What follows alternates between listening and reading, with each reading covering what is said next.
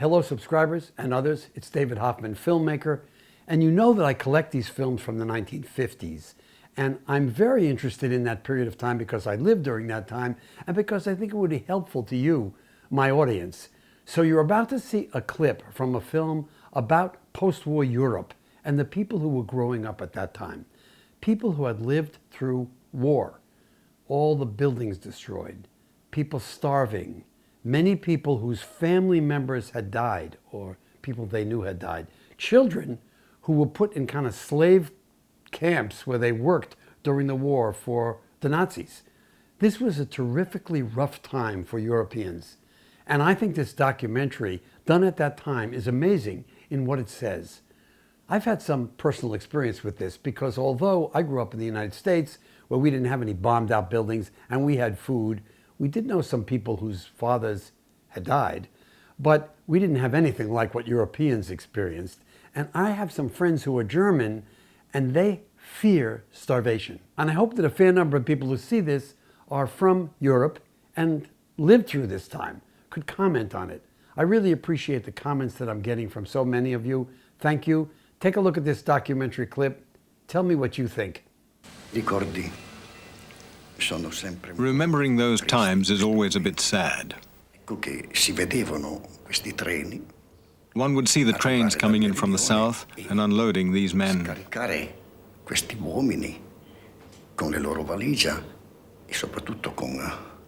They had all their baggage, and above all, their hearts were full of hope for a better life.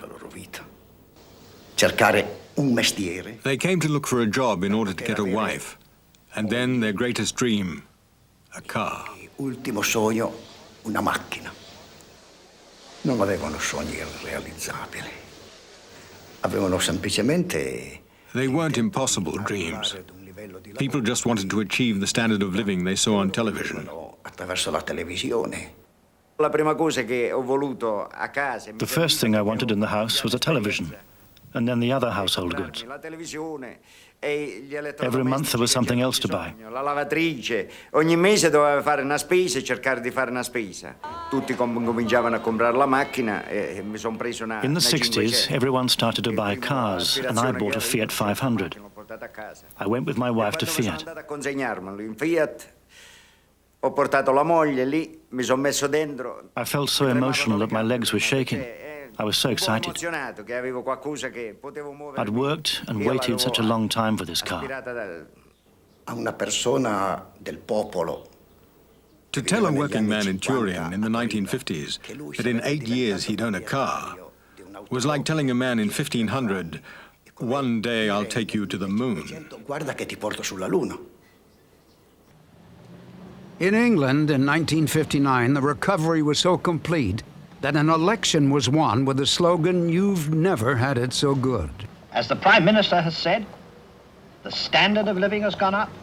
We are better fed, better clothed. We're using more electricity. More people have motor cars, bicycles, television, and a host of other things, which only a few years ago were the luxuries of the few. After the war, all politicians agreed it was the government's duty to see that everyone had a job. Now full employment had become a reality. In 1960, unemployment in Britain was just 1%. There was money to be earned.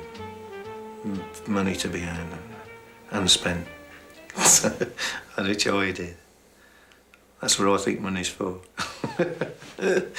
Earn a pound, spend a pound. Cheap credit made spending even easier. Televisions, carpets, cars, all were bought on the installment plan, with plenty of time to pay. In France, cities were deserted as workers took ever longer vacations.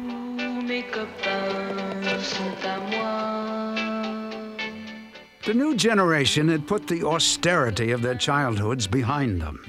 They'd grown up to become a group that had never been known before, teenage consumers. They spent with abandon. They followed American trends and bought American records. France even produced its own version of a rock and roll star, Johnny Hallyday.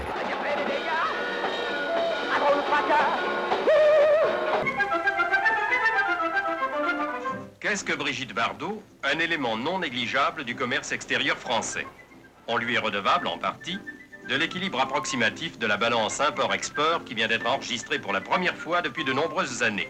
Mais, bien sûr, le redressement sensationnel de l'exportation française a... They had a new economic independence. Europe's new companies were thriving, and growth was aided by exports. Et de tuyaux de fonte pour adduction. Pour pouvoir exporter, il faut d'abord disposer d'un équipement puissant. They'd learned the American way so well that they now sent cars back across the Atlantic and competed with America on its own terms.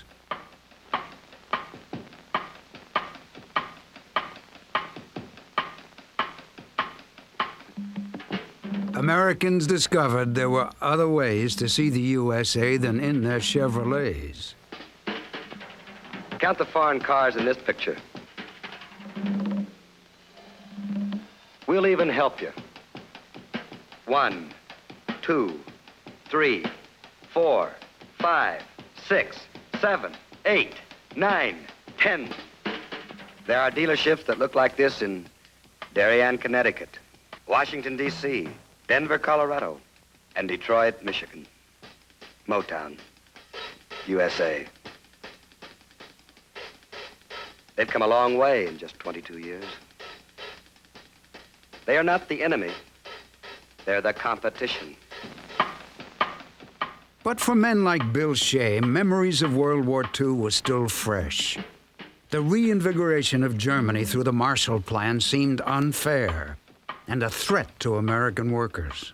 We had plenty of people here that needed the jobs, you know, and we weren't such good guys that we should give all of this stuff away. And I would say within 2 years or 3, they almost took over the automobile business.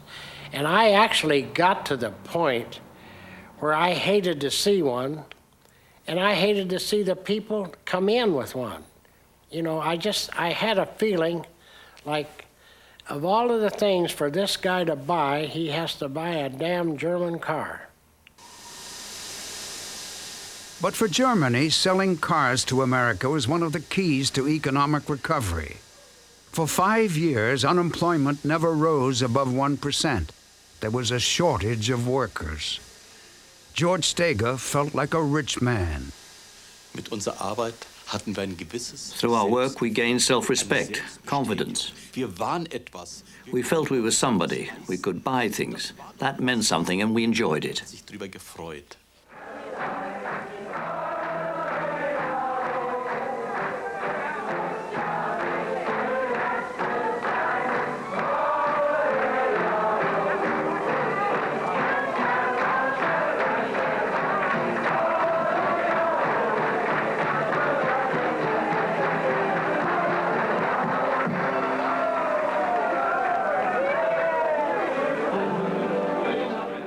Konnten uns anziehen, darstellen, wie die großen... We could dress up and show off like film stars. They'd always been dream figures to us. Uns vorbeigeflossen sind. Wir sahen sie und waren aber doch so weit von denen entfernt. We used to see them, but their lives seemed so far away. But not anymore. Now we'd become somebody. C'était comme un conte de fées, parce qu'on voyait toutes ces choses. It was like a fairy tale when we saw all these things, and as the prices got cheaper, we could buy them, and it wasn't a luxury to get a refrigerator. C'était un luxe d'avoir un réfrigérateur. Après, ça a été une machine à laver, et puis plus tard... Then it was a washing machine. Then we had our own dishwasher. That was no longer a luxury. It wasn't an inaccessible dream. C'était pas un rêve inaccessible.